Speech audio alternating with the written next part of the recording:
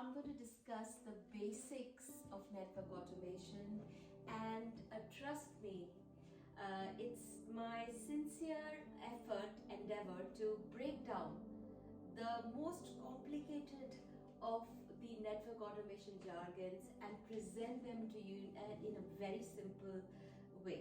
Okay, so let's start it. So, what is network automation? Very simple. To put it very simply, what is network automation? So, if you were to connect to a device manually, now you want a machine to do it. That's network automation. Simple, right?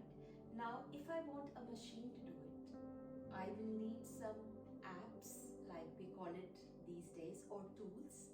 So, what are these tools that a machine will be able to do for me instead of me doing it manually?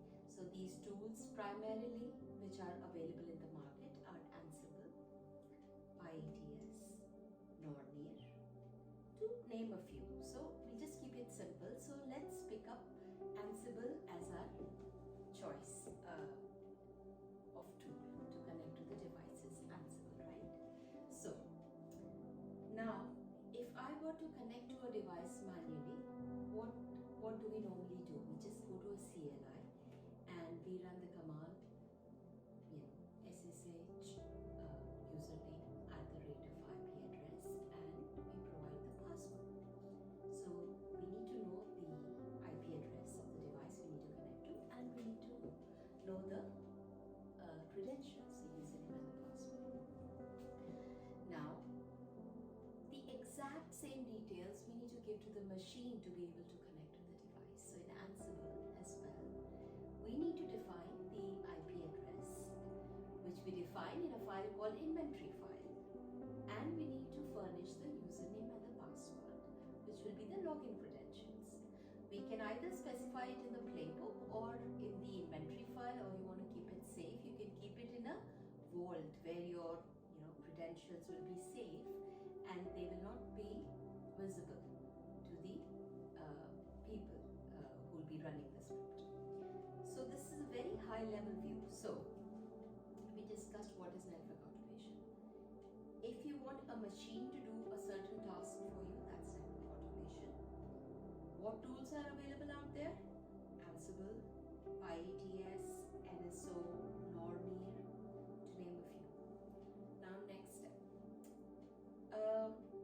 How can we connect to the device? Now, there are two main ways to connect to a device. Either we can connect to a device using CLI, which is command line interface, or we can connect to the device using API interfaces. API is machine to machine. API is advanced. Now, what are these API interfaces? API interfaces are RESTconf and netconf. These are the transport protocols. Basically, you can just think of them as two machines. So say, for example, this lady is a machine right here, and I'm a machine as well.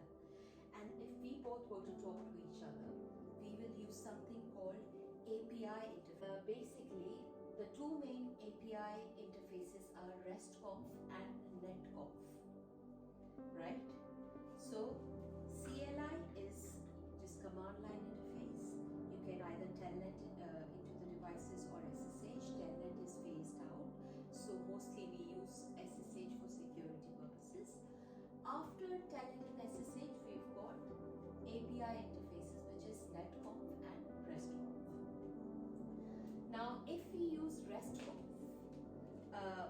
if we use this protocol, what language are we going to use? So if we use RESTconf is basically just feed it into your mind. RESTconf uses a format called JSON. JSON is very easy to understand. It's like everything embraced in curly, double quotes, and it's very useful. Like if I were to talk to this picture, and I would ask, name, what is your name? And she will respond back to me, name, Cleopatra, age, 26, date of birth, so and so. So everything, the information will be in double quotes. That's JSON format for you.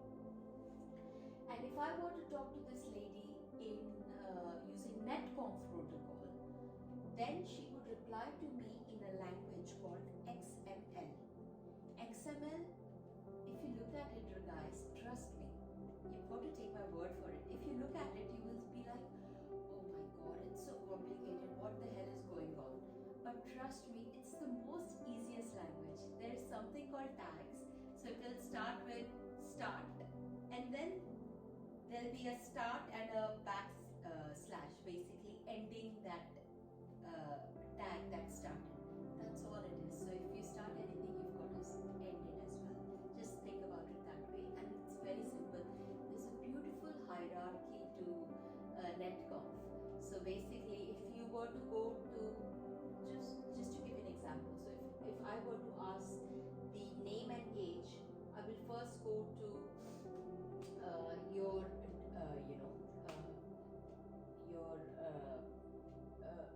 identifier field. Then under identifier, I would go to name field. Then under name, I would go to date of birth field. So there's a hierarchy, and this hierarchy is basically laid out in front of us.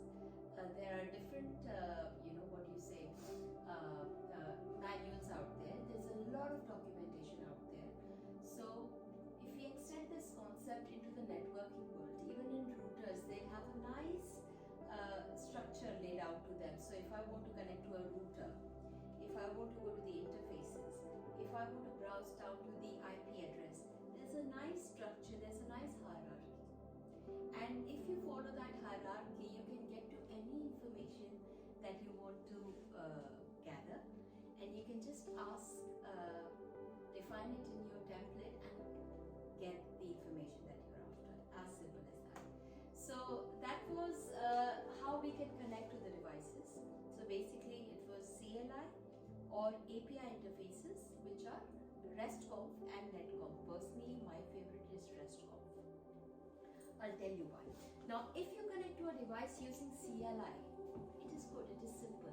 So basically that should be your default method. If you can't connect to device using anything, like you've tried all these fancy Ansible modules and you can't, you're getting some error, you've looked in Stack Overflow, you've looked everywhere, you can't resolve it. Basically what you do, you just use the raw Ansible module and just connect to it using SSH command like you would normally do from a CLI. From a CLI, for example, if I would connect to a device using SSH, username at the rate of this, -p and the password, just copy and paste directly into your Ansible module using, I think it's a Ansible raw module. If you can look it up, you'll find it, but basically you just provide the entire command as you would in a CLI prompt, right?